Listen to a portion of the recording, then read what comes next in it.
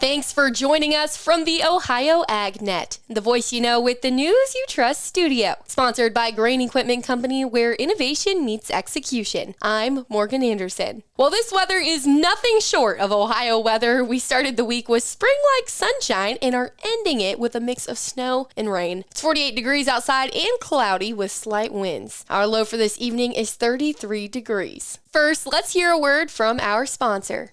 Over 2,400 pieces of quality equipment will be up for grabs during the Ritchie Brothers Great Lakes Regional Sales Event on February 12th and 13th. Don't miss out on this huge selection of vehicles and machinery suited to a wide variety of industries and applications, including truck tractors, van trucks, pickup trucks, refrigerated trailers, excavators, flatbeds, and more. Level up your buying experience by taking advantage of our pre-sale in-person inspections. Registration for the sale is free and online only. Visit rbauction.com to get started. Again, that's rbauction.com. Next up, Ohio AgNet's very own Dale Minyo brings us a conversation that he had with Product Development Manager for Seed Protection at Valent USA. Let's tune in.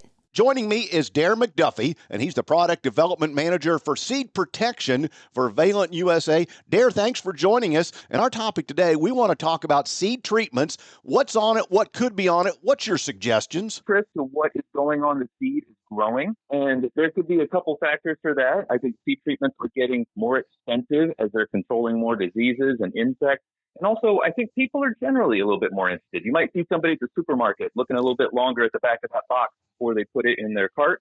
And I think that's the same thing that's happening with seed treatment. Has the ability to understand what's on that label benefited, or is it still a lot of confusion out there in regard to seed treatments? I think all the information is out there. So there's a lot of different avenues that you can go to find this information. We're finding seed treatment, when I started 15 years ago, is when you started to have the true in-the-can solutions. You might have 2, 3 active ingredients.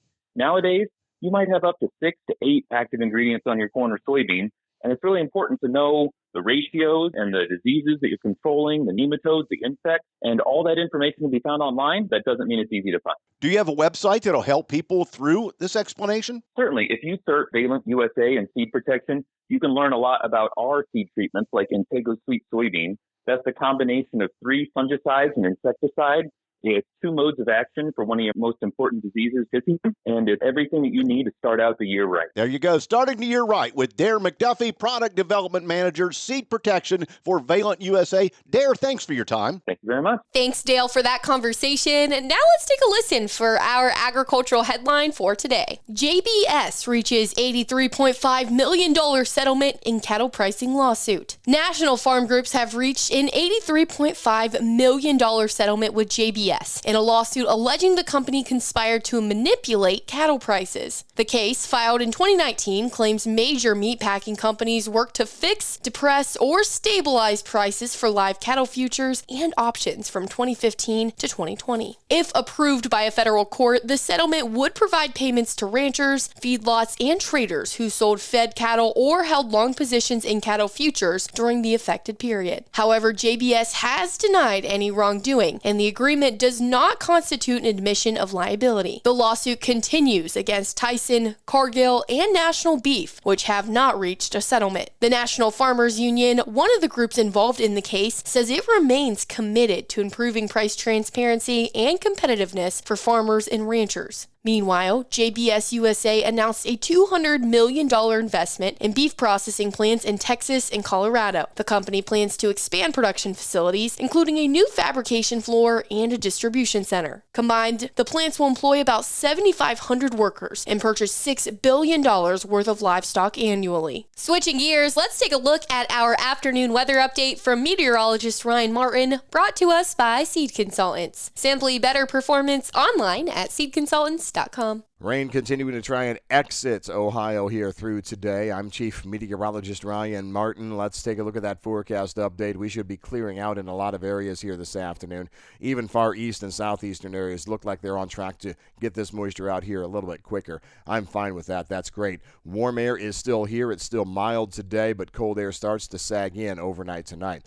We are significantly colder tomorrow, even though we should see partly sunny skies. High pressure is going to sit here all the way through Friday. Our next round of moisture comes back for the weekend. Saturday, clouds increase. Rain develops in midday to afternoon in far southern parts of Ohio. Spreads across the state through the overnight and into Sunday. Anywhere from a tenth to 3/4 of an inch out of that. Much colder air for the entire week behind this. I'm Ryan Martin. Thanks, Ryan, for the update. Now let's recap how the markets closed, brought to us by Seed Consultants. Simply better performance online at seedconsultants.com. March corn up 2 cents at $4.95 1/4. December corn up 1 1/4 penny at $4.69 3/4. March beans up 3 1/2 at $10.60 1/2. November beans up 3 1/2 at $10.66. March wheat up 15 1/2 at $5.87 3/4. September wheat up 12 3/4 at $6.23 1/4. February live cattle down 297 1/2 at $262 1/2. June live cattle down 407 1/2 at 191.82 1/2. February hogs remains unchanged at 86.65, and May lean hogs up 10 cents at 95.82 1/2. April feeder calves down 547 1/2 at $265, and March class 3 milk remains unchanged at $20.01. Thanks for joining us. This is the Ohio AgNet.